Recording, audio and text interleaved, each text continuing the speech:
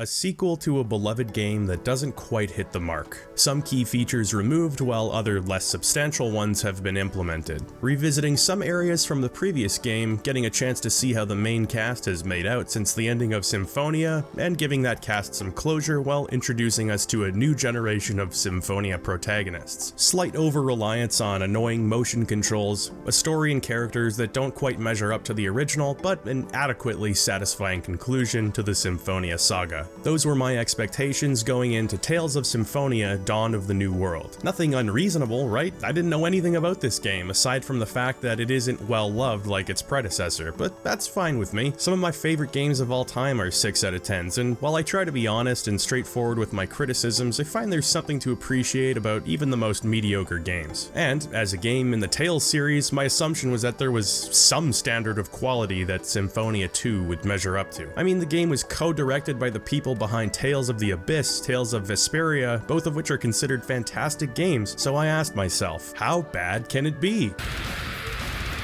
I now speak to myself in that moment, and to answer that question, I say this: well, not the worst game I've ever played. Tales of Symphonia: Dawn of the New World is the worst gaming experience I've ever had. It is a game that mocks and spits on the legacy of its forebearer. The sheer level of incompetence exhibited in the writing of this game and its characters is something that has left me personally affronted. I laugh at bad games and I look for the positive in mediocre games. I try to find room for improvement in good games, but Symphonia 2 doesn't fit any of those categories. It transcends standardized quality measurement techniques. It's been difficult to find the words in order to write this script, because there's a range of experiences you'd probably need to have in order to fully grasp what I'm about to tell you, but I'll do my best to convey that frustration to the uninitiated. It's not simply playing this game, it's playing this game as a fan of Tales of Symphonia that has plumbed the depths of my despair. You might tolerate this game, you may even like it, and while it takes a great deal of self-control to not initiate a holy crusade against you and your kind, I've tried to understand this stance. These so-called fans of Symphonia 2, and best I can figure is that through a combination of having played the sequel first, having played it while young and impressionable, and having very low standards, you've altered your reality. I envy you. To find enjoyment in such a scourge as this is perhaps a blessing, but it is one I cannot relate to. This has been a precursor, a warning for my review. I don't like this game, and I will not be kind to it. I will be fair where warranted,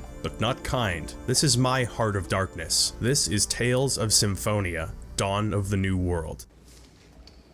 Horror has a face, and you must make a friend of horror.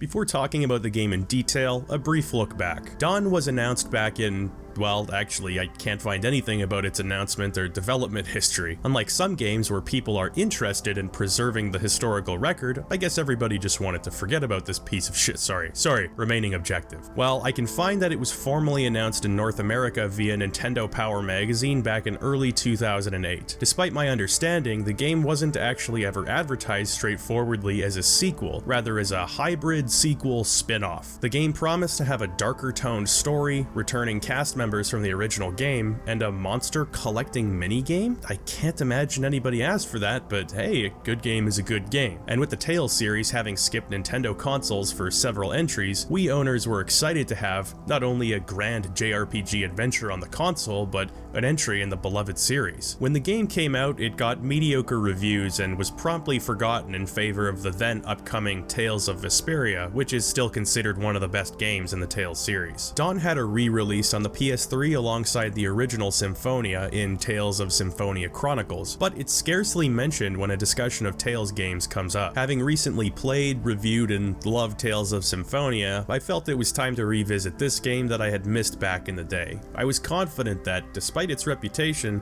there would be some redeeming factors here. There were no redeeming factors here. Determining how I should structure this video was a struggle. In my Tales of Symphonia video, I provided a synopsis of the story while periodically stopping and focusing focusing in on one particular facet of the gameplay or story. This seems to be a pretty fun format when talking about JRPGs. Fun for me to write because I get to take things at my own pace, and hopefully fun for the viewer as I can take you on a journey through my own experiences playing. The problem with that format in this case is that Tales of Symphonia Dawn of the New World is a miserable, laborious experience that gave me no less than 47 boredom-induced headaches through its runtime. The idea of retreading those steps as I've already experienced them fills me with a deep sense of existential dread, but more to the point, it would be irresponsible of me to subject you, the viewer, to that experience. Instead, I've decided to deconstruct this game into its individual parts and analyze those bite-sized pieces. I think things are more palatable this way. And look, don't get me wrong, I'm familiar with YouTube's long-standing tradition of having angry reviewers exaggerate their negative experiences with a piece of media, but I give you my word, I'm doing my absolute best not to be hyperbolic here, just entertaining. And lastly, if you're planning on getting on my case over the numerous comparisons to Tales of Symphonia 1 I'll be making throughout the review, well, tough shit. If they didn't want this game compared to Tales of Symphonia, they probably shouldn't have put Tales of Symphonia in the name.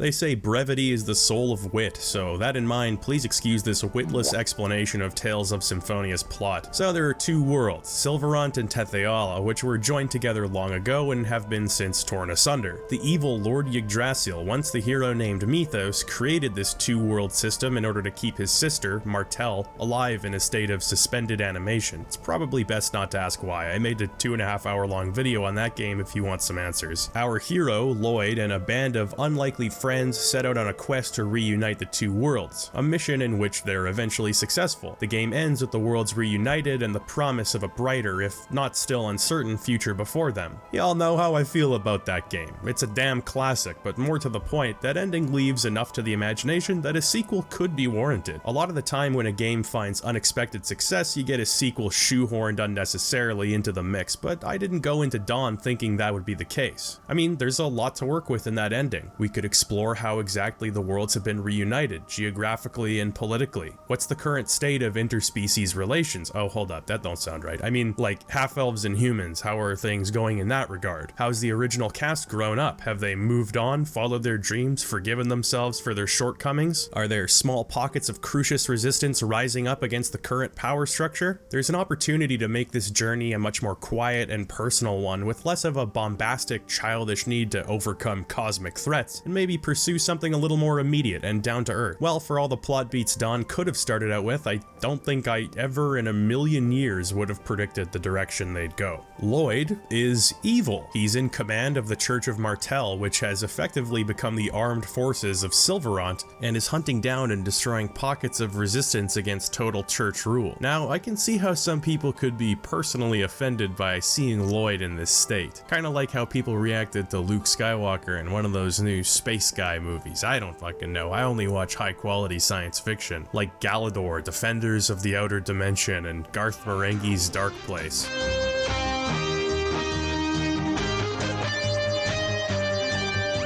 But it's an unfaltering faith in Lloyd's goodness I have that prevents me from having a meltdown over this plot choice. You know something is up. Maybe Lloyd's being impersonated, or he's been possessed like Colette was in the first game, but by God, only the most flagrantly disrespectful writing would actually cast Lloyd in his right mind in this evil way. So suffice to say, I consider this an interesting hook, at least for a while. I mean, just the implications of Lloyd becoming a terror after seizing power, regardless of whether or not it's really the case, and I'm positive it isn't, it's an interesting dynamic. During one of his attacks on Paul Acosta, Lloyd kills the parents of one Emile, who becomes our main protagonist. If you're wondering why I'm mentioning Emile without screaming, killing, ripping, shredding, punch hole through drywall and make neighbor call police again, it's because Emile gets a section later, so I'm holding on to that 40 hours of pain and frustration this little twat has caused me for a later date. Emile meets up with another banger of a character named Marta and a character named Tenebrae, who's not a summoned spirit but rather a centurion, which are basically like summoned spirits but aren't, and they live in the same caves and dungeons as summoned spirits but were just like conveniently never mentioned during our travels in the original game. Emile, Marta, and Tenebrae travel across the world trying to hunt down Lloyd among some other mundane objectives, occasionally bumping into characters from the original game and solving problems localized to a particular town or area. On paper, it plays like any other Tales game you've indulged indulged in. There's a map screen where you walk around, dungeons that require you to solve puzzles with a device called the Sorcerer's Ring, and separate battle screens where action-based combat takes place. It's only when digging into the minutiae of Symphonia 2 that we're treated to the game's more insidious features. But first,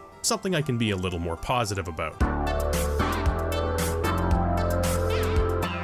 Just immediately upon looking at Dawn, I found the visuals to be more appealing than the original game. This is going to be a point of disagreement for many, and I totally respect that, but the chibi-style art from the original doesn't do much for me. I said as much a few times in my review for that game. I also found the limited animations hamstrung the cutscenes a bit. Dawn has some of these late standard definition era graphics that I just find appealing. They still try to not so sneakily use sprites and planes where possible to save on performance costs, and face textures are just flat JPEGs, but these types of graphics are somewhere between technically competent and stylistically appropriate. They just scratch some kind of itch, you know? It's like a slightly less impressive Xenoblade Chronicles. Blown up to high resolution, I find the graphics actually hold up quite nicely. The character models look good, with scarves and hair floofs obeying the laws of anime physics, and some of the subtle background effects look surprisingly great. Stuff like wind being tunneled into a cave, rivers of lava glowing on the horizon, smoky volcanoes, all stuff you're likely to miss, but add a nice sense of atmosphere, when they remember to do it, of course. Unfortunately, more often than not, areas in Dawn lack any kind of movement. They feel very static, more static than the original game, and there's no excuse for that. I hate to mention it twice in the same paragraph, but I mean, come on, this was the same console that housed Xenoblade Chronicles. They can be better. Be better. Be better. Be better. Be better. Also, I feel like my wish for motion captured visuals came in this kind of twisted monkey's paw type of way, because there are a fair few cutscenes that are mo-capped and they look pretty good, but the ones that aren't are even more noticeably stiff and wooden than those in the original game. That's a low bar. I mean, look how utterly lacking for expression everybody is. Half the time they just stand there with their hands at their sides even while speaking. At least the chibis in the original game used a lot of hand movement. Sometimes they had those little bubbles with the sweat drop or whatever it's supposed to be above their head. The average cutscenes in Tales 2 are presentationally stiff and dialogically even stiffer, but more on that later. I have one more bone to pick with the visuals, and that's the clarity of arts in combat. Arts, or techs, are skills that your characters can use in combat by pressing a mapped button combination. In the previous game, these arts were shown with crisp clarity when used. Trails of energy, colorful beams, particle effects made it abundantly clear when arts were being used and which ones were being used. This is important. If you're hitting a button combination during a tense fight, you don't want to be second guessing whether or not you use the right move, or if it even came out at all. Unfortunately, that's exactly what happens in Dawn more often than not, because the moves aren't telegraphed or displayed very well at all. A lot of them just boil down to a generic sword swipe that barely looks different than your bog standard attack. It may not be a major issue, but the moves in the original game really looked distinctive. Sword Rain, Tempest, Demon Fang, even without the luxury of the move name being displayed at the top of the screen, you can tell just by seeing the characters what's being used. I challenge anyone to do that in Dawn. The moves are messy amalgamations of jerky movements and swings. I probably put more focus and time into this game than 99% of the poor suckers who bought it, and I still can't remember what most of these moves even do. Just use any of them at any time. They're essentially interchangeable. So those are my thoughts on the visuals, and yes, this is one of the more positive segments of the review. The way the structure works in this game kind of reminds me of Dragon Quest XI, if that game were completely devoid of competent writing or pacing and starred a magnitude 10 bitch boy. What I mean by that is, in both games there's an overarching conflict that's supposed to drive the main characters forward, but as you travel from town to town, you're faced with immediate problems that temporarily command your attention, often introducing characters or plot developments that become relevant on a grand scheme before wrapping things up with a neat little bow and then moving on. Petty swipes aside, the real functional difference between these games is that Dragon Quest XI actually lets you play the game. You're allowed to steep yourself in the world, explore, get to know the world, and thus care about it without being told you're supposed to care about it. There may be cutscenes when you enter a new area or meet a new character, but you can rest assured knowing you'll have plenty to do when they're over. And if you really can't deal with it, well, you can just skip them. In Dawn of the New World, there is cutscene after cutscene after cutscene. Walk somewhere, you'll get a cutscene telling you to go somewhere else in the city. Go there, you'll get a cutscene telling you to go to some dungeon. Go there, you'll get a cutscene telling you that you're not prepared for whatever reason, so it's back to town, none of which are skippable. In a broad sense, excessive cutscenes are a bad thing for a game to have, especially if superior storytelling options are available. There are obvious exceptions to this rule, such as in games where the writing or story are so entertaining that having control arrested often results in enjoyment. But in general, I think for a game to be a good game, it should be good at the things that good games excel at. One such example would be environmental storytelling. It's a subtle method of expanding the plot and world in a way that only video games can do. It makes you an active participant. It respects your intelligence and in exchange places the responsibility on you as a player, but of course this isn't always going to be an option. Sometimes a cutscene is necessary to introduce new characters, develop some plot point, or otherwise drive the story forward in a way that forces you to stop playing. When cutscenes go from enjoyable to frustrating is when they become excessive. For example, stopping the momentum to give you some information that isn't relevant to the main story at all, or stopping you 3 or 4 times for things that could have easily just been one scene. Dawn of the New World is king of redundant, frustrating, and pointless cutscenes, and it interrupts the structure and flow of the game so often that I actually started dreading playing through certain parts of the game. I was falling asleep at my desk trying to get through this shit. It's just so completely inane that when something approaching intrigue finally does come about, you just don't have a single fuck left to give over it. Maybe you don't believe me. Madular, all JRPGs are like that, it's not a big deal. Okay, here's an example from chapter 6 of the game. First, you head to the city of Meltokio, where you're directed to the Temple of Earth. The temple just suffered a cave-in, and also Emil passes out because he's bitch-made and does that a lot. So, it's back to the Meltokio Inn. We're then directed to the Temple of Lightning, where, just like the Temple of Earth, we're not allowed in. So we're directed to the Cyback Research Academy. Before we can get new instructions, Emil feels sleepy. No, I'm not kidding. So we have to go to the Cyback Inn. The next day, we go back to the Cyback Research Academy, at which point we're given the proper permission and can finally enter the Temple of Lightning, where we can actually do a dungeon. It's a piece of shit dungeon, but by god, it's not more running around, getting interrupted by cutscenes and being told where to go and who to talk to. This whole rigmarole took hours, I'm not kidding. Playing this game is like clocking into a 12-hour back-breaking shift at Lowe's, although that work might actually be more enjoyable and fulfilling because at least you have coworkers to take your mind off the agony. But hey, at least there's a big open-world map to explore in between these points of interest, right? I mean, Symphonia had an iconic world map filled with nooks and crannies to explore, optional towns, dungeons, and all that hoopla.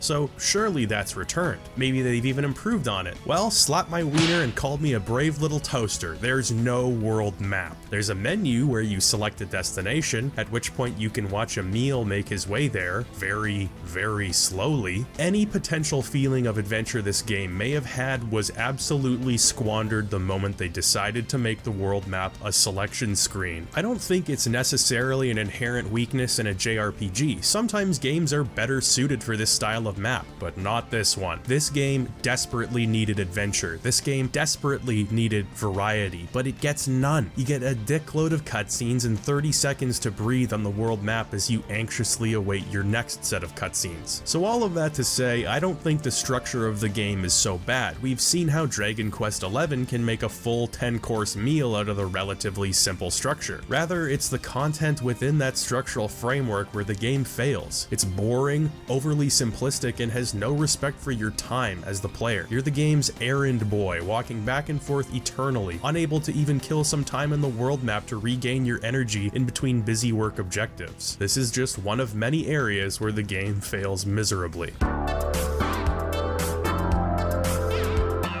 The battle system might not look so different from the original, but there are a host of changes made here. 1 or 2 of them aren't even actively detrimental, so that's very impressive. Like most Tales games, you enter a separate battle screen after initiating combat on the overworld, and I'm not really sure where to squeeze this piece of praise, so I guess I'll do it here. There's a much greater variety of enemies walking the overworld to symbolize a battle. In the original, there was like these robot dudes, a little caterpillar, what a cutie pie. In this game, there's quite a few. Just a small upgrade I've noticed. Speaking of upgrades, you can now move freely in the battlefield rather than being restricted to horizontal movement. By holding the block button, you can disengage from the current enemy and rearrange yourself. By getting behind an enemy and hitting them, you can break their guard and deal critical damage. However, if you're tagged while free running, you'll take significantly more damage too. I like that addition. Anything that increases the general complexity of the fighting system and adds more risk versus reward is good with me. There's also a much greater focus on aerial combat in Dawn, which I consider neither a positive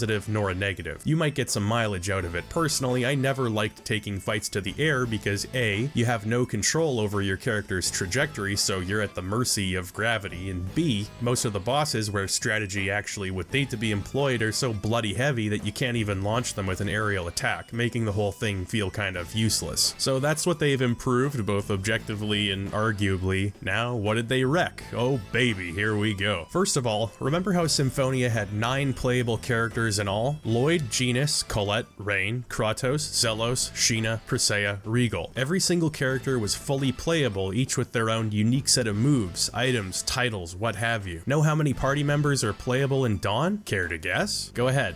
Nope. Start a little bit higher than that. Don't lowball me. Okay, less than that. Less. There you go. 2 measly playable characters. You come across all of the original game's characters, and not once are you actually allowed to play as them. You're not even allowed to equip them with gear. They have preset stuff, which also means the loot variety is seriously diminished. I know they didn't strike that balance perfectly in the original game. Hell, there were times where I get equipment that outclassed what a character already had twice in one dungeon, but certainly it's better to have an excess of gear than to have too little. Also, crafting is essentially rendered useless because you can only craft gear you already own. I repeat, you can only craft gear you already own. The thing is, and I know this is complicated, there's no point in making something if you already have it. The purpose of crafting is rewarding your inquisitiveness and thrifty spending by presenting you with better gear than would otherwise be available. It's not like there's durability or something. There's really no reason you'd ever need 2 of the same weapon or boots or whatever. Also, I don't mean to go off script here, but there actually is a reason you'd need 2 of the same boots, and that's because 2 makes a pair, right? Which is how many feet you have. Anyway, I'm getting a little off track. That's only tenuously related to combat. So what else did they fuck up? Well, you attacks suck now. You can do slightly improved moves if you cast like 6 spells of the same element in a row, but Emil can't use magic. So unless you feel like fumbling through the combat menus and forcing Marta to use first aid 6 times in a row when you're already at full health, you attacks are effectively just a panic button to slap whenever you're in trouble. There's also no EX gems. I never mentioned EX gems in my review of Symphonia, but they do add a little bit of spice to the combat. Previously, you could assign your characters with different specialities and attributes, causing their stats to evolve differently and learning new moves in the process. That's just gone here. No improvements, no replacement system, just wholesale throw it in the garbage. In that vein, techs now just unlock with new levels rather than with repeated use, which means you can't guide your character to a particular playstyle, like in the original where you could choose between, say, Omega Tempest or Psi Tempest. Yeah, that's no longer a possibility. You'll take what text the game gives you, and none of them are all that spectacular or fun to use anyway, so whatever. Like Symphonia, there are certain moves that can knock your characters or an enemy senseless, signified by these little stars circling their head. During that time, the affected character can't move or attack. The difference here is that while in Symphonia, being hit in this state automatically smacks the character out of it, in Dawn of the New World, it's over when it's over. You can be hit 1, 2, 8, or 400 times in this state and you'll still be loopy. It seems like a small thing, but it is unbelievably annoying. An enemy seriously has enough time to just carve off your entire life bar when you're in this state, especially in the beginning when you're totally defenseless. And let this be a segue into my biggest criticism of the combat. The enemies are damage sponges. Seriously, it seems like you have this pitifully small life bar in comparison to the enemies. Some of the basic enemies in side quests can take like 10 minutes to fight, and it's not even a challenge really, it's just a matter of kiting them around the battlefield, drip feeding yourself apple gels when appropriate, and taking a couple of shots at them, chipping away at that gargantuan life bar one little Pee Wee Herman smack at a time. And this gets much worse as the game goes on. I think there's a reason most game genres, JRPGs included, have trended towards a more fast-moving and brutal combat. Not to say there isn't a place for slow, methodical combat, but this notion of long equals hard,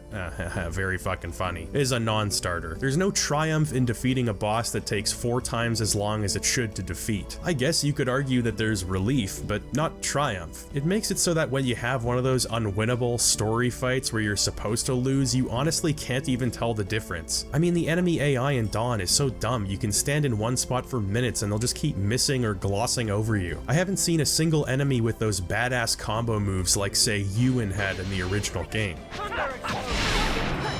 The enemy AI may be stupid, but it pales in comparison to the stupidity of the ally AI. No cool combos there either, but more importantly, they just won't fight sometimes. Like, I'll have a monster ally that'll just stand at the start of the fight arena and just adamantly refuse to take part in the battle until I corral an enemy closer to him. It's frustrating to realize halfway through a fight that you're the only one actually doing anything. So what else? Well, they've stripped away some combat items, no magic lenses, no holy and dark bottles, constantly reminded that the late aughts was the age of streamlining. Fuck complexity, make everything brain dead, no child left behind type shenanigans. Which is fine if it's an optional very easy mode, but this is just the game on its base difficulty. Removing unnecessary mechanics or tweaking parts of a game is fine, but it's not enough to destroy and remove. You should be able to build back better, replace the mechanics with something more intuitive, meaningful, or fun. That's what streamlining is at its best. Trimming the fat or blending components without having the player be consciously aware they're in for a less complex experience. Something like going from Daggerfall to Morrowind. I know both games have their fans, but most people would agree that Morrowind retains much of the mechanical complexity from Daggerfall with less superfluous design. Dawn of the New World is an abject failure as a streamlined experience. It removes things that worked well, it simplifies a combat system that wasn't unnecessarily complicated in the first place, and, though perhaps a little off topic for this section, it overhauls the world map system with something less geared towards adventure and exploration. It makes things simple, yes, but at what cost? At the cost of most of the things that identified Symphonia as an RPG in the first place. And yet, for all the things that were unnecessarily removed, only once we take a look at the things that Dawn carries over from the original that we truly understand the tragic misstep that is this whole game. Think of your favorite JRPGs from childhood and beyond, and you're likely to form a picture in your mind of a town or village from that game. I'm 30. You probably don't want me around you. I'm cute though. Built good. Mineral Town, Sector 7 slums, Halure, Arnie Village, the list could go on. Memories of towns are often the first kind associated with JRPGs for a number of reasons. Towns represent safety, warmth, camaraderie. They exhibit varied designs, environments, and music. The familiar feeling of reaching a new town after traveling through the wilderness, seeing this urban environment rife with charm, character, and possibility. It's a true delight. And so you're asking yourself, did Dawn of the New World fuck its towns up too? To that I respond, unimaginably, my friend. From the opening of the game, it's clear that Dawn's MO is reintroducing you to towns and cities you already know from the previous game. And look, I don't think that's such a bad idea. Re-experiencing memories in the form of Symphonia's towns with a few tweaks and additions in the context of this new coalesced world actually has a lot of potential. Some might see reusing assets as lazy, but I think as a strategic development choice, it could have been done to great effect. Have new towns and cities for us to explore while giving us a chance to explore some older ones. Maybe a little coat of paint here and there, it has potential. What you absolutely shouldn't do is just slap the towns as they were into the new game with nary an extra hut, inn, or store in sight. And what you really shouldn't do is actively prevent players from entering 90% of the interior locations that they could in the previous game. You know what Dawn did? You wanna guess? If you said slap the towns down as they were in the previous game without any kind of tweaks or additions, you'd be right. If you said disallowing the player from entering the interior locations that they could in the previous game, you'd be right too. And finally, if you said didn't introduce a single solitary new village, town, or city into the world, well, I regret to inform you that you'd be right about that as well. So weak, so lazy, to take something so beautiful as the JRPG town and mock it in this manner. It sickens me to my very core. Hey, remember in my Symphonia review when I said that Asgard was a comfy town? I like this city a lot. The wind is blowing, which makes it feel a little cold. A little cold is good, you know? Sweater.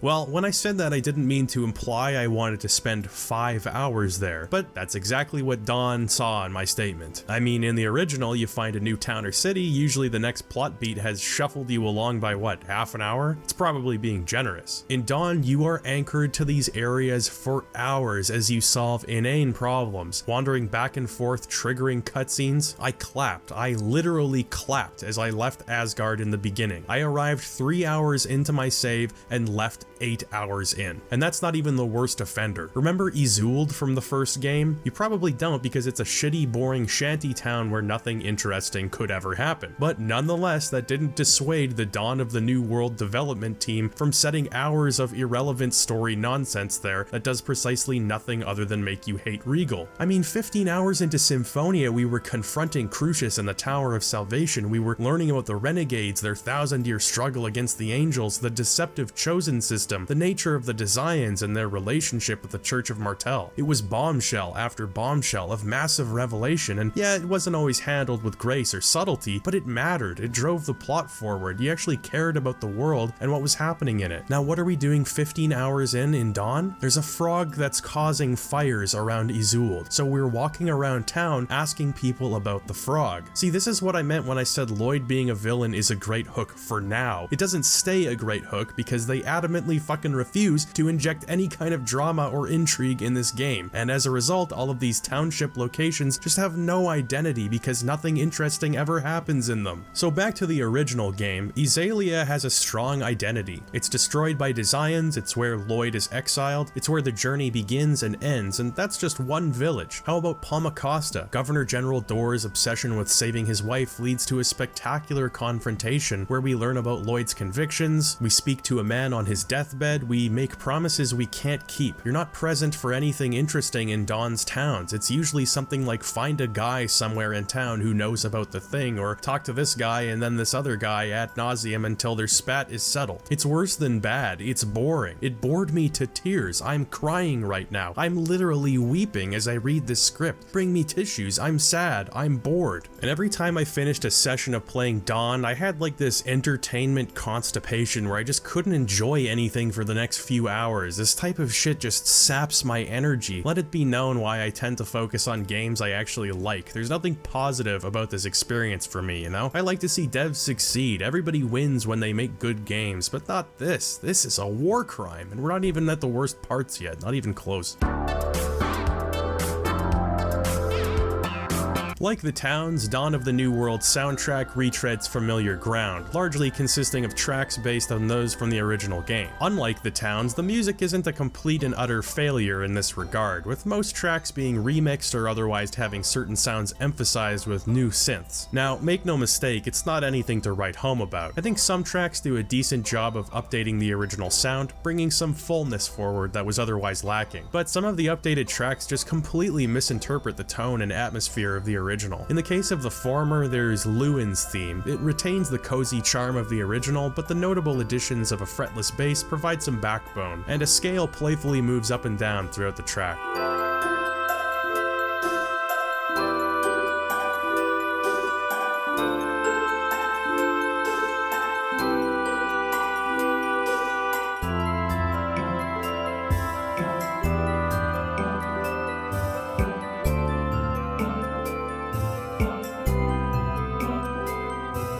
I also like the remixed version of the track Shining Dew. It's not a significant change, but the subtlety and atmosphere of the track is enhanced with some little touches, such as the addition of a vibrato, making the flute sound less fake and Fisher-Pricey.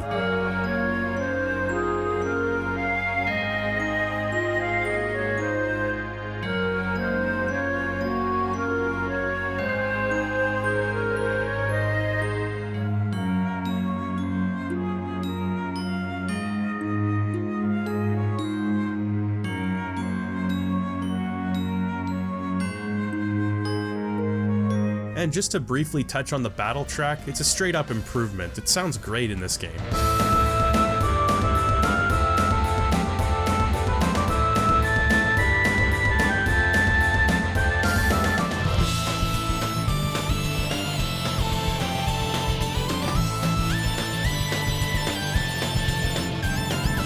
But as mentioned, not all of the remixed tracks hit the mark. The song Search a Seal has been sabotaged. That mystical, ethereal synthesizer has been wholesale replaced, and the quiet strings providing the suggestive melody in the background have been brought to the foreground in full force, killing that feeling of something hiding in the shadows.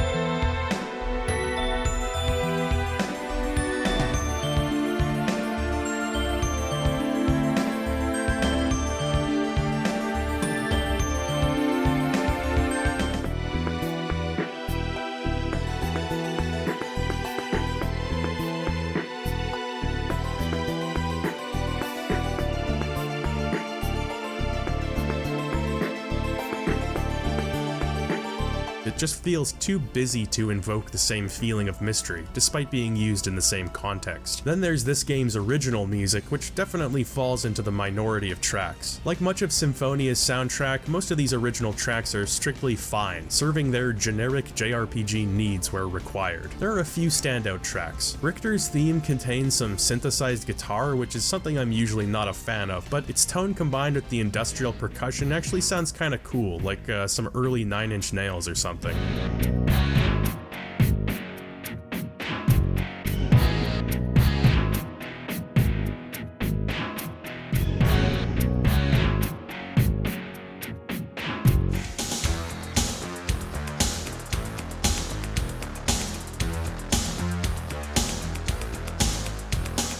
The modulating synth in the track's stillness also puts across some weird vibes, very Majora's Mask-y. Pretty cool.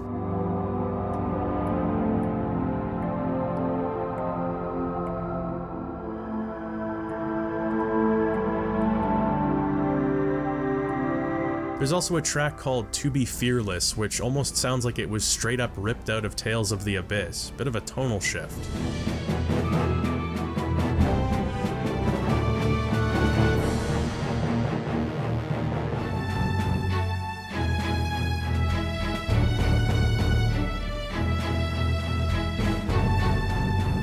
All in all, the soundtrack, well, it's not bad. It doesn't always seem to understand the tone or meaning of the original tracks, but where it succeeds, it does so well. Some of the better tracks are actually those that are entirely original, so if anything, they should have leaned away from the original game instead of trying to dredge up nostalgia with it. It might make you feel nostalgic, but only insofar as it makes you wish you were playing the original Tales of Symphonia. Another critical component of the JRPG experience, good dungeons make all the difference. Statistically speaking, you're likely to spend the majority of your time in any given RPG engaging in good old-fashioned fisticuffs with the denizens of many dark caverns, temples, and cisterns. In short, a good dungeon forges its own identity through unique environmental design, music, and in the case of the Tales series, are usually complemented with some thematically appropriate puzzles, providing some much-needed respite between combat encounters. Well, the dungeons in this game suck ass, and here's why. It's because they're stupid and they're dumb and they're ugly and I hate them. No? You want objective? You want fair and balanced critique? Okay, let me scientifically measure why the dungeons suck. Let's get down to brass tacks. A non-insignificant portion of the dungeons in this game are actually just dungeons from the previous game, but their substance has been scooped out with a melon baller and replaced with more combat encounters. Never have I so earnestly desired the familiar sight of a block-moving puzzle, but such is the case in this revamped Temple of Fire. It'd be dishonest to say that these Redux dungeons are the majority, or even that there aren't any puzzles here too. They're not, and there are. So the Sorcerer's Ring makes its triumphant return. As you can see, I'm controlling it with a perfectly legitimate Wii remote on my Nintendo Wii console hooked up to a television set, and it's right at the apex of not being utilized for any interesting puzzles and not being utilized for the sake of motion controls. In every single case, whatever flavor the Sorcerer's Ring takes on for the current puzzle requires you to aim the cursor at the screen and press the shooty button. It lacks any of the utilitarian qualities it had in Symphonia, you know, like powering machinery, stopping robot enemies over power pads, shrinking the team down to cross spider webs, access rat holes, and move across small beams. Nothing like that. Here it shoots wind, in theory. You can tell it's wind because the game tells you that's what it is. You shoot bells in order to open a door. Good thing it was wind and not literally anything else that could ring a bell. Really sells the windiness of this dungeon, doesn't it? Now the other puzzle here is that you have to fight these enemies in front of doors in the right order. If you don't get them in the right order, you can fight them some more. Like most things in Dawn of the New World, they take about 4 times too long to kill for the fights to be fun or expedient. However, this is far from the worst offender in terms of monotony. No, that most sacred honor probably goes to the abandoned Iselia Human Ranch, which features a switch puzzle so mind-bogglingly boring and overlong, I actually entered a state of nirvana while playing, a sort of near-death experience. That deep peace was promptly shattered after I realized the exit I was looking for was this tiny vent shaft that looks like it's part of the foreground. I even actually tried to go on it before and it didn't work. You just have to approach it from a particular angle. Thank you, Symphonia 2. Very cool. Ultimately, the biggest problem with this game's dungeons is the same problem with the game's towns. Nothing interesting happens in them. them. There are few consequential bosses, scenes, no significance to an area that makes it unique among others. It's just a gobbledygook blend of generic assets with an obnoxious, obtuse puzzle to stretch 15 minutes of gameplay over 2 hours. If I'm to choose between a shitty puzzle and no puzzle, then I'd prefer not to choose at all. Also, just gonna squeeze this in here since there's no proper category for it. Why did the cats look so fucking creepy now? What happened to their lovable Pillsbury Doughboy joviality? Now they look like marionette dolls from a scary attic. We don't go up there anymore.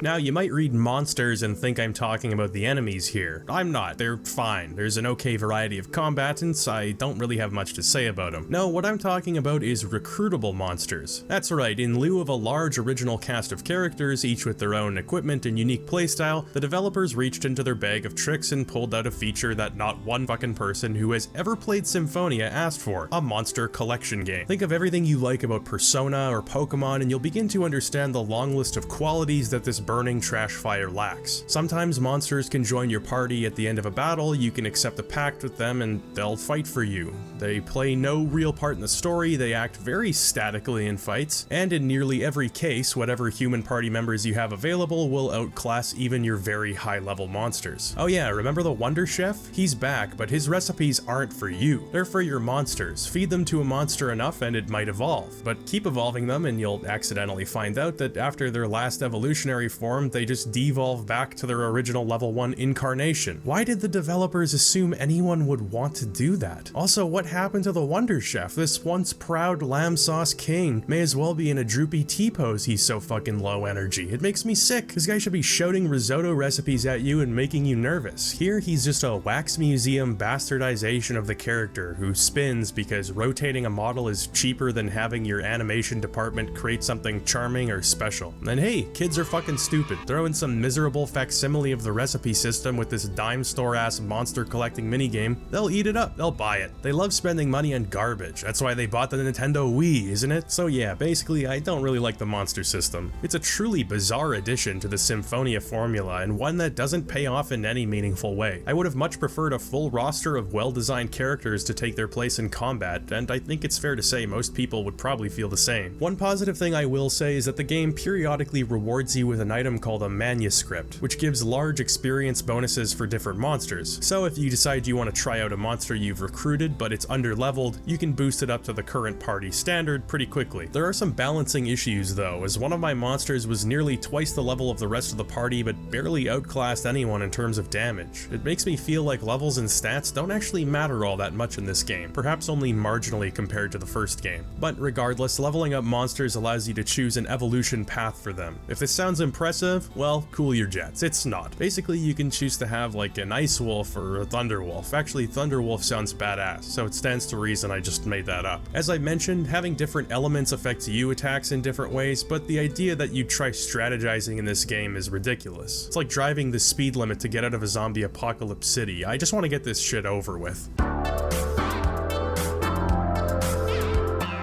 I just want to get this shit over with. My girlfriend found me at my typewriter late one summer's night with that phrase printed on over 500 sheets of paper. How do you like it?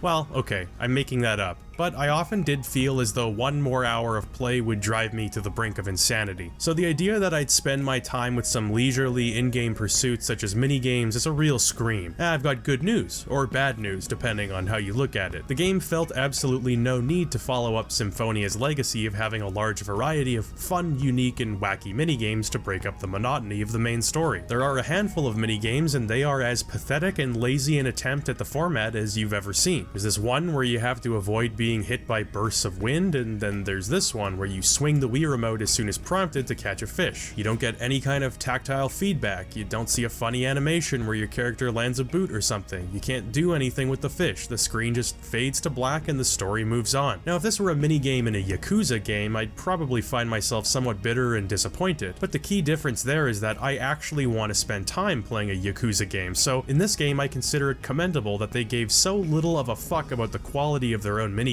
Thank you developers for making this band-aid a particularly easy one to rip off. 10 out of 10 on the minigames front for all the wrong reasons.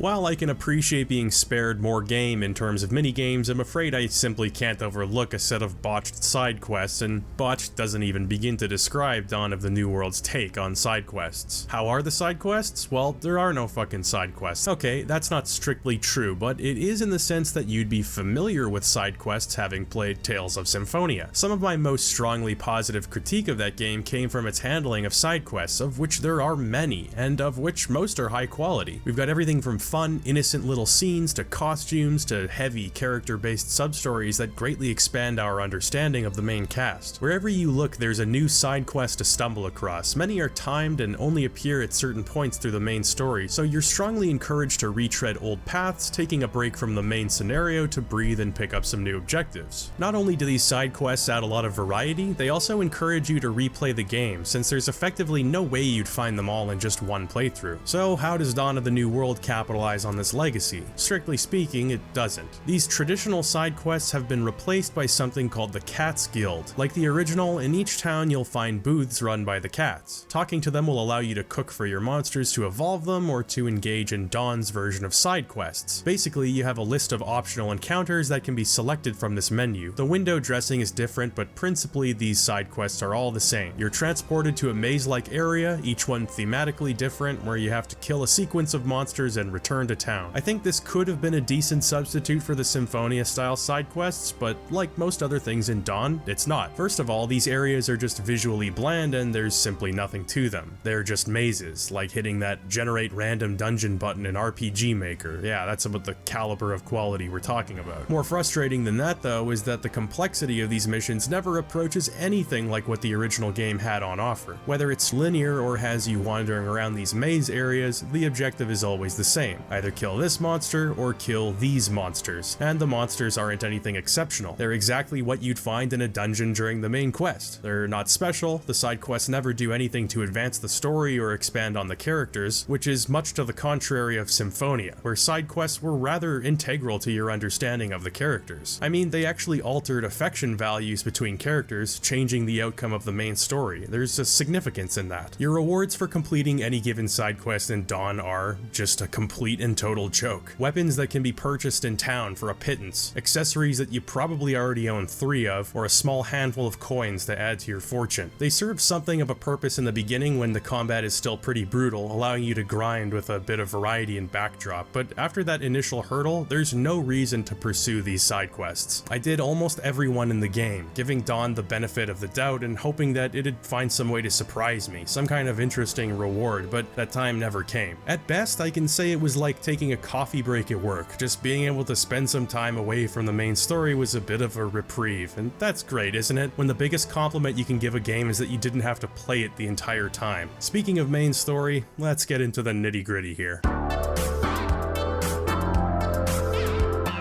Alright, well, you already know that Lloyd attacks Palmacosta, kills this kid's parents, and now we get to play as the kid. As mentioned, his name is Emile, and he is, I'd say without a shred of hyperbole or exaggeration, the worst protagonist in any piece of fiction in any medium I have had the displeasure of knowing. Uncle Abba. What do you want? Get the hell out of here, you little nuisance. I'm sorry. He is the biggest pussy-ass bitch, I simply don't know how else to say it. So Emile goes to live with his aunt and uncle in Lewin. Of course they hate him, and I don't blame them. The whole town has a problem with Emile, and I don't blame them. In reality, Emile is hated because he refuses to swear fealty to Lloyd the Great, and this is kind of an interesting bit of friction for the story. Lloyd is basically seen as a god to these people, regardless of any perceived wrongdoings, but Emile has first-hand experience of Lloyd's terror. Emile is bullied when this guy shows up to help him. I said go! Look man, I know you're just trying to help, but trust me, Emile deserves this. And look, I'm not a fan of bullying. It's all about making love and peace in the world, sugar bear. By nature, I'm not a violent person, but honestly, I feel a powerful urge to take Emile's lunch money and slam him into lockers. Can't we just agree that Emile should be the lone exception to the general anti-bullying sentiment? We can start off as friends, right? Watch this, Lise. You can actually pinpoint the second when his heart rips in half. And now. I mean, look, positive reinforcement isn't working for this kid. He needs wedgies, he needs swirlies, he needs to be coming home to cyberbullying on MSN Messenger. Anyway, the guy who saved Emil is named Richter, and I guess he's supposed to be the cool, hardened badass, but then he drops this gem. Courage is the magic that turns dreams into reality. Oh my god, let me clarify here. That's not a good line. That's a bad line. What really stands out for me is that this game will reference this shitty line about 1,000 times before the credits roll. Courage is the magic that turns dreams into reality. It's like the motto for the game. I knew that would happen when I first heard it, and I was like, no, please don't use that as your motto. I mean, the Dwarven vows in the original game were cheesy, but at least there was a shred of self-awareness there. They knew it was lame. Richter drops this cringe fest with the straightest of faces. It's supposed to be cool. Just try to do your best to be a man. Never let a guy fresh out of the salon wearing a woman's fur coat and sexy librarian glasses question your masculinity. Anyway, watching Emil interact with Richter is just painful. I mean, even Richter starts feeling bad for the guy and treating him like a child. Hey, don't fall behind. I'm sorry. What do you think you're doing walking in front of me? Sorry. Hey, I'm sorry. I'm not angry with you. This is how Emil is with everybody. He's just insufferable. thank you for lending your efforts along with the Chosen for our town. It was nothing. And look, before anybody points it out, I'm aware that unlikable protagonists can be an intentional choice in these types of games. I mean, Luke from Tales of the Abyss is made to be unlikable, but at least he's just short-tempered. I can identify with that to a degree. I don't mind playing as an immature character, but making you play as an obnoxious, whinging coward isn't subversive or interesting, which is especially true when you consider that Emil, spoiler alert, undergoes no character development throughout the entire experience, but more on that later. I have to say, as a positive, it's kind of interesting seeing these locations from the original game all topsy-turvy. Something's happening with the world's climate, causing strange weather patterns, and it results in Lewin's Lake completely drying up, areas like Flanoir and the Temple of Ice being totally melted, and the desert of Triet looking like Mongolia or some shit. I actually like that. Let it be known, I'm perfectly okay with the game moving away from Symphonia as long as it's done with intention and not incompetence. So at some point during this prologue, Emil meets Marta, and what follows is an insufferable character dynamic to match the insufferability of Emil's character. It's nothing. Oh my gosh, you're blushing! You are such a jerk! Courage is the magic that turns dreams into reality.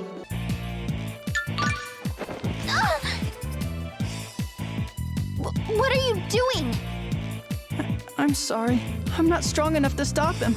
Marta is just horny all the time and has undiagnosed BPD. That's basically her entire personality. I'm exaggerating a little bit, but not by much. She's in love with Emil. That's right, here's your Tales OTP. Not exactly what you wanted, right? Marta is an ex-member of the Vanguard, a Silverantian resistance outfit fighting against Tetheala's encroaching influence. But she's since given up and went on the lam because she's got Ratatosk's core lodged in her forehead. Ratatosk is the summon spirit of the great Carlon tree and the Lord of Monsters. He's imprisoned in that core, waiting to be reawoken. That's why Marta has teamed up with Tenebrae, who's probably the most tolerable character in the entire game. He's known as the Centurion of Darkness. See, like I mentioned, Centurions are like summon spirits, but they aren't summon spirits. The reason they were never mentioned in the first game? I don't know, but I imagine it had something to do with Symphonia 2 being a completely different entry in the series before a bunch of clueless suits and producers from Namco decided at the last minute they needed to retrofit the world of Symphonia over top of the game to make it a sequel rather than a standalone title, but of course that's just conjecture. So while Emil and Marta are the quintessential hormonal teenagers in love with each other and hating each other at the same time, Tenebrae is like their babysitter. He's very logical, calculating, kind of sarcastic. His presence on screen is welcome simply because I can only take about 5 minutes of Marta and Emil before I start screaming. I'm not really sure why, but Emil agrees to help them out by protecting Marta as a Knight of Ratatosk. This gives Emil split personality disorder, and now he's an unbearable clown 50% of the time and an edgy r/atheism moderator the other 50%. Goody. They refer to Emil becoming an asshole as Ratatosk mode throughout the game, and it's just hilarious to see him start acting like what a 14-year-old weeaboo considers cool. And what about the Centurion's cores?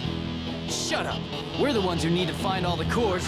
What do you care? He's just missing a Black Veil Bride's shirt. That would tie the whole thing together for me. You go through the whole first dungeon before finding out that it's apparently the basement of the Tower of Mana. Okay, could have fooled me. Just more evidence that the whole game originally probably had nothing to do with Symphonia. At that point, you go to Asgard and won't leave for like 62 hours, so get used to it. You actually meet Colette from the original game. This begins a long line of Dawn's writers gravely misinterpreting the intent and personality of the original cast, because where Colette wasn't stupid originally, but perhaps kind of naive, she's just like mentally challenged in this game. Doggy. I believe I said my name was Tenebrae. Oh, you don't like me calling you that? No, it's just that my name is... I've got it. I'll call you Mr. Doggy. How does Mr. Doggy sound? Anyway, this meeting sets a bad precedent because Colette has her original voice actor. That will not carry over for any of the returning cast aside from her, so don't expect them to act or sound the same as they once did. We're introduced to a variety of villains at this point, none of which have any of the gravitas of the original villains, nothing even close to the Renegades or Grand Cardinals. I mean, we've got Lloyd, although he's less of an immediate threat, and then there's Alice, who's just another obnoxious teenager. Oh, Mart's coming? Then I'll leave the Centurion's cores to you, Hockey. She make the funny anime face. And then Richter is like kind of a villain, but also Emil's new adoptive father. Move over Dirk, there's a new dad in town. I think the big problem is simply that nothing interesting happens. Over the course of the entire story, there's so many moments that they could seize upon to have an actual villain or some kind of static introduced to add weight to the story. But they end up having this massive sampler platter of different things going on that all distract from one another. Marta hates Colette, Richter's a bad guy, but also a good guy. Lloyd's in the background causing mayhem. There's a battle being fought between the Vanguard and the Church of Martel. Emil keeps going Ratatosk mode. Marta has daddy issues. Alice is stalking us. We've got to save Ratatosk. I don't know, there's just way too much going on. This is where Lloyd served such an important purpose in the original game. When things became too unwieldy or difficult to explain, lovable Dope Lloyd was always there to distill things down to their simplest essence. We know where we need to go, we know what we need to do, everything else is just icing on the cake. Our protagonists are a bunch of scatterbrained freaks here. They don't help me understand anything at all. Throughout the entire plot, things are spread too thinly for me to ever give a shit. The overarching problems are easily forgotten about, and the immediate problems are so insignificant that they don't offer much by way of distraction. But hey, that's just one man's opinion. Maybe you really cared about the arsonist frog. Actually, that sounds kind of sweet when I say it out loud. The problem is magnified when you consider that everything in this damn game requires a cutscene. Everything. I mean, we're not talking Metal Gear Solid 4 level, but very close. And at least the cutscenes were entertaining in that game. Everything from the most minor, insignificant explanation for something you didn't care about from some inane character interactions requires a cutscene here. And when something manages to squeak out of a cutscene necessary level, it's a skit. So many goddamn skits. It's unbelievable. In the original game, skits mattered because they offered insight you wouldn't otherwise receive. Here it's just like you finish a cutscene and there's a skit. You finish that skit, there's a skit. You walk 3 feet after finishing that skit, there's another skit. And rarely do they have anything to offer. I mean, here, watch this one. There doesn't seem to be any sign of young Paul. This place is way too dangerous for a child. We've got to find him fast. Yeah, I hope he's all right. Well, let's hurry up and start looking. See, we already knew that. We'd already established that. It's the whole reason we're here, so why was it necessary? It's a shame to skip them because unlike the original game, they're fully voice acted in English. I should care enough to watch them, but I don't because they have nothing to offer that I haven't already established. A lot of times when you enter new areas, the game will reintroduce characters from Symphonia and have them join your character for a bit to solve some issues. As I already mentioned, they didn't get any of the original cast outside of Colette back, and boy did they miss the mark with these new voice actors. Significant other? Yeah, maybe me and Persea could. What the fuck is that? What is with the nasally tone? That isn't even something Genis would say. He knows Persea's like 28 years old. What, did you just pick one scene from the original where Genis has a crush on Persea and decides that's his entire character? What a joke. It's just awkward the way old characters interact. It literally reminds me of that Family Guy meme where Peter's like, holy crap, is that Regal Bryant from Tales of Symphonia? My name is Persea Combatir. Persea was one of our companions on the journey of world regeneration. But what are you doing in Altamira? Every single time, characters will interact by saying, "What are you doing here? Long time no see," and then just immediately move on. Hey, Regal, how'd you end up with these kids anyway? Well, you see, I never imagined we would run into each other again in this manner. Did you come here looking for Lloyd? Centering their focus on Emile and Marta. It's the complete opposite of what I, as a Symphonia fan, want. Emile and Marta should be the vehicles for us to explore the original cast, not the other way around. What have they been up to since the original? How have they developed as people? The answers to these questions are simply disappointing. They all look the same, they act like flanderized versions of their normal selves, and they've accomplished nothing. I found it particularly insulting when Rain calls into question Lloyd's character and insinuates that he could be behind the slaughter at Palmacosta. What a slap in the face. We literally watched Rain perform what she believed was a self-sacrifice because she wholeheartedly believed in Lloyd and his ideals in the original. My soul will live on in the world you create, but if your ideals die, then my hope dies as well. Living on without hope is worse than death, don't you think? I don't understand that at all. If you don't understand, then make use of your remaining life to think about what it means for a person to live. In Dawn of the New World, every character just throws the baby out with the bathwater and says, doesn't sound like Lloyd, but I guess you never know. I, as the player, have more faith in Lloyd than his comrades from the original game. That's just pathetic. A huge misstep from the writers, and a big go fuck yourself for fans of the original. This isn't a game for you people. Well, who is it for then? The story is too boring and referential to attract a new audience. The original game's characters are handled with the opposite of grace. I honestly couldn't tell you the target audience for this game. The 3% of fans from the original with astronomically low standards, maybe? I don't know. The whole thing just sucks. So now will you stop ignoring me? Oh, shut up, Emile. Just shut up. I can't believe they wasted Johnny Young Bosch's talents on this character. It's honestly a travesty. He has to talk in this upward pitch the whole time, you know, to sell the fact that his character is a puss boy. So his incredible voice work skill isn't being used anywhere close to its potential. Till Emile goes into Ratatosk mode, which is good for a chuckle here and there, but ends as quickly as it starts. That won't be a problem if we kill them all. Emile, you're in Ratatosk mode again. Pull yourself together. I'll also take the opportunity to point out that Marta's voice actor, Laura Bailey, is fantastic under normal circumstances, but boy, she does not have much of a script to work with here. Answer truthfully. Who do you like more, me or Colette? What are you talking about? In regards to the original Symphonia cast, well, I have to ask, why does every character have this weird nasally tone to their voice? If you're going to tree it, I'm coming with you. I'm tired of staring at this thing. It can't be. All my memories are of Visalia. I don't know this place at all.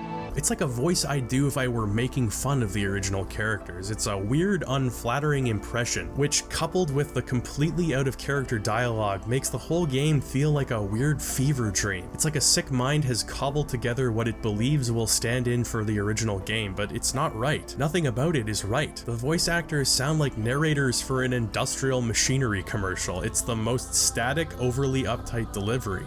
From what I heard from Berg, Lloyd is headed for Flanor. Apparently, it was very recent. Mighty M's mobile pressure washer trailers are the perfect solution for on-site cleaning.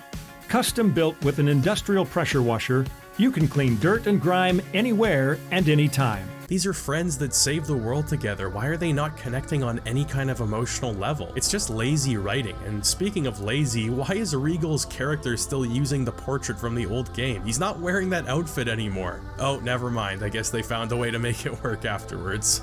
God, this is so crap. The longer I spend playing Dawn of the New World, the more I've come to hate everything about it. The characters are all googly-eyed walnuts, dungeons are overly simplified, this monster collecting minigame is shitty and unnecessary. This is a game meant for Nintendo Wii's target demographic. I don't know how else to say it. Structurally, the whole, hey look, it's those characters and locations you remember from the previous game thing can work. I mean, look no further than Metal Gear Solid 4, where you revisit Shadow Moses Island from the original game. The layout is exactly as you remember it, but the context in which you're there is totally different. The puzzles and challenges are novel, and of course there's a significant visual upgrade over the original game, which is not the case in Dawn. Yes, it's fan servicey, meant to capitalize on nostalgia, but there's enough fresh content to justify its inclusion as something entirely new. Even revisiting Kamurocho and the Yakuza games for the umpteenth time manages to avoid feeling like a cop-out. The experiences you're gonna have in each game are so wildly different than the previous, the city becomes a comforting connecting thread between between the games rather than a lazy repurposing of assets, even though that's arguably what it is. Dawn of the New World just feels soulless. Nothing new, exciting, or noteworthy happens in any of these areas. I'd get the same level of excitement just looking at a walkthrough map of the old areas on the internet. Yup, there it is, just as I remember it. Of course, at this point, you've got to ask yourself, why not just play the original game? What does Dawn have to offer over that experience? Well, I'd like to give you a straightforward play-by-play of the experience, but it's just one completely inane plot beat after another. Emil stamps his feet and goes to cry at the local inn. Marta and Emil have lovers' spats. Tenebrae says, "Oh my," or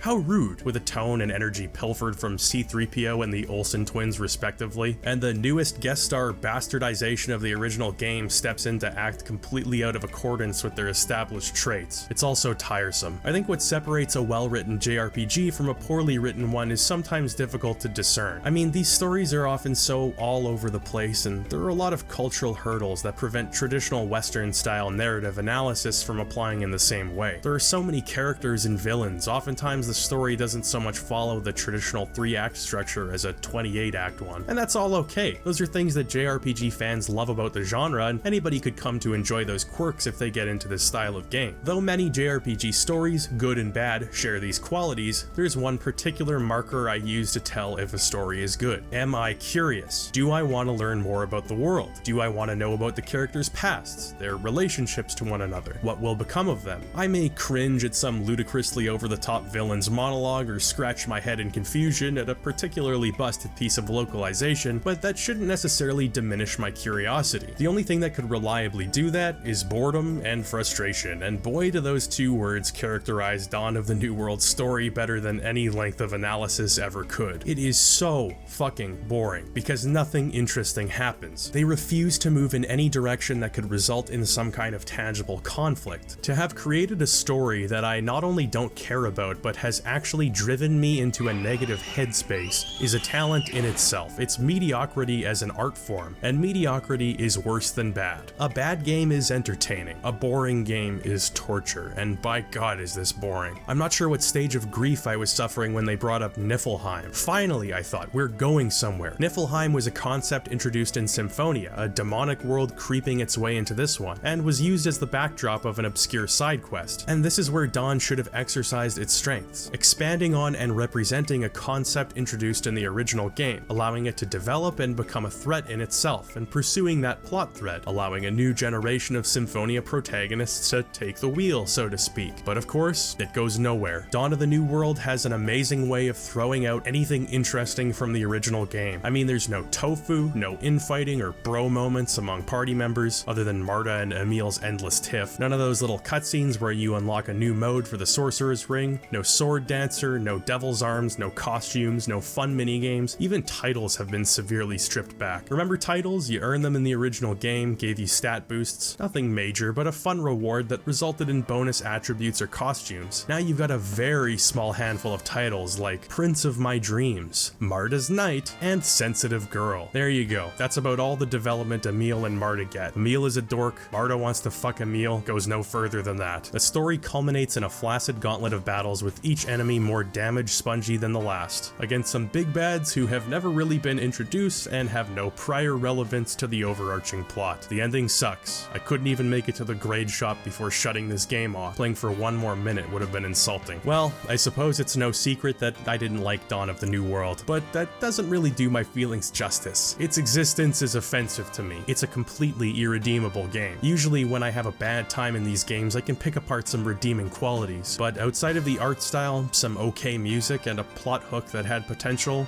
I've got no time for Dawn of the New World. It's completely disrespectful to not only its source material, but also the player's time and intelligence. It's left such a bad taste in my mouth that I feel like a long break from the Tales series is in order. In my Symphonia review, I spent the better part of 2.5 hours explaining my positive feelings for that game. The cast of characters, the dungeons, the pacing, not always a masterclass, but a cut above the standard and never boring. I was always curious about the characters characters and their activities, wanted to learn more about the world and understand everybody's relationships to one another. But that couldn't be further from the truth in Dawn of the New World. I gave this game more time and energy than it deserves, and it's 35 hours I'll never get back. I'm sure I missed some hidden scenes, maybe a bonus ending or some optional boss, but I just can't subject myself to this anymore. It's taking a toll on me, and I'm only partially kidding. If babysitting a bunch of squabbling preteens and watching as beloved characters are ripped to shreds by a group of writers who don't understand the gift they've been given in license to work with such amazing source material, then by all means you'll probably get a kick out of Dawn of the New World. But for me, I've got to do the right thing, and that means moving on to greener pastures. Mr. Emil, normally I'd say auf Wiedersehen, but since that means until we meet again, and I have no desire to meet again under any circumstances, to you, sir, I say goodbye.